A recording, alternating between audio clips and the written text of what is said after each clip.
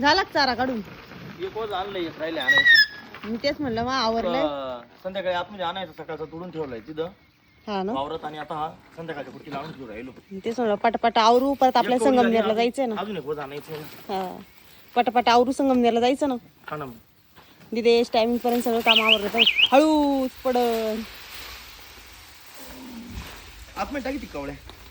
हाय, पाणी आण निघालं प्यायला. लगेच आले घेऊन. वाट्टा भारी दिसायला लागला बरं का, पण आता दारा पुढं जरा पाणी आणलं.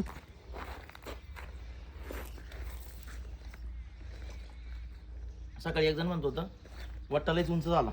तर त्यांना काय माहिती, आपल्याला आहे का ईदवर भर करायची. त्या पायरीपर्यंत नाही नाही, ईदवर निम्म एवढी भर करायची, मुरुम टाकायचं आहे.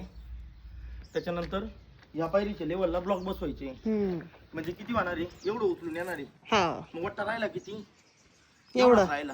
आणि आता जर तो कमी आता घेतला जर कमी असता, केला असता तर तो डायरेक्ट ब्लॉक टाकायला गेला का तो जमीन लेवल होऊन जाईल. वट्टा वाटला नसता ना ग. आज म्हणजे जोपर्यंत ब्लॉक बसवीत नाही ना, तोपर्यंत थोडा उंचच वाटणार आहे. आपण काय करू आता, ब्लॉक बसवायच्या आधी ना थोडा टाइम भेटला 4-8 दिवसांनी. पण एक पूजा हा याच लेवलला बसवायच्या, हा एवढं बसून घ्यायची. हा, या लेवलला तिथवर भारी वाटण जरसं मस्त एकदम. मग काय, आणि इथं एवढे झाडं लावून घ्यायची.